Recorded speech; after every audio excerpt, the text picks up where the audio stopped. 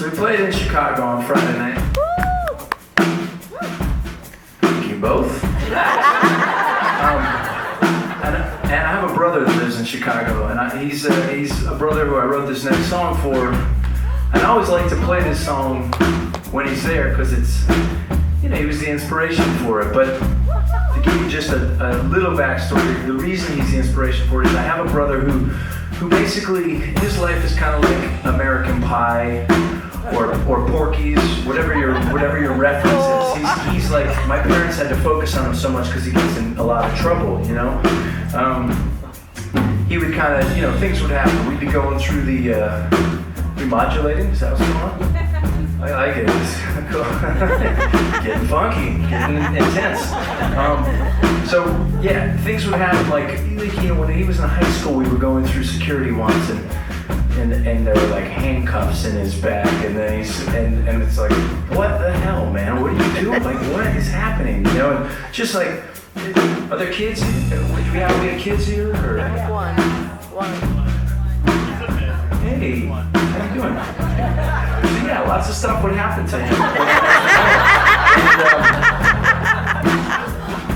Cool, that's awesome. Yeah, so I didn't get to play this in Chicago because he had just brought his new girlfriend out and her parents. Like if it was just his girlfriend, I was totally like, I was going in heavy with some of the big stories that involved just amazing little exploits of trysts, just funny stuff. But I was going in heavy, but there was his girlfriend's parents, and I think he really likes this girl. So I did something I never do, which is I filtered the whole thing, and I didn't play the song. But I've been really wanting to play it. I'm gonna play it now.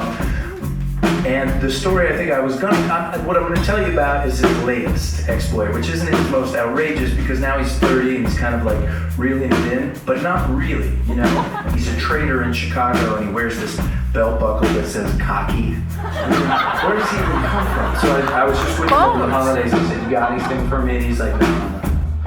And then he's like, well, one thing did happen recently. I'm like, all right, give it to me.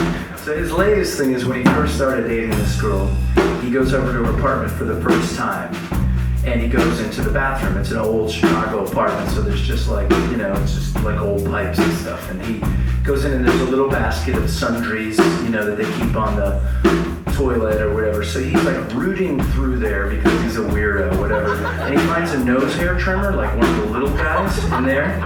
So he starts trimming his nose hairs with no foresight for don't do this. And of course he drops it, goes into the toilet and right into the pipes. So now he can't flush the toilet and they need to bring in a plumber who's got to somehow extract this nose hair. And he had to go out and be like, hey, so yeah, I saw the nose hair trimmer in there and I just dropped it in your toilet.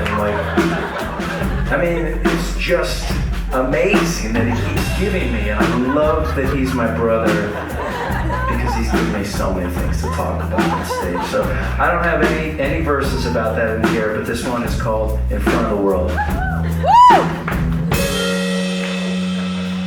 Well, it's hard to live in front of the world. There's only so much that you can't pretend. Write down what it is you're thinking. Take each day as it comes.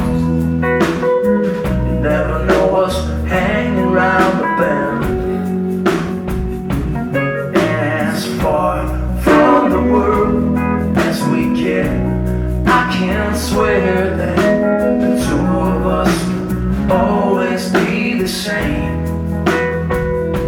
And figure out what it is if you must choose, try not to trade your fortune and for fame. And you'll learn.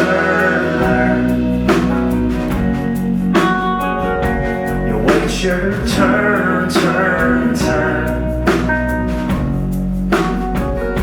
And you'll get sick all the way by the things that people say. It'll break your heart against the wind, but you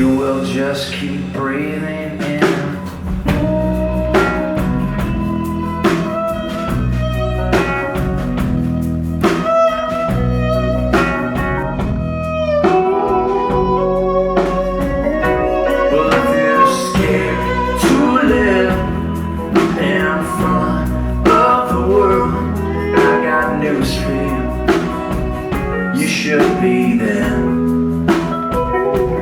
When your confidence gets low and you got nowhere to go, just remember how you felt about me and our friends, and we'll learn.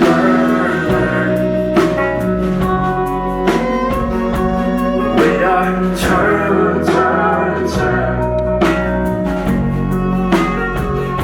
And we'll get sick all the way by the things that people say. Let a break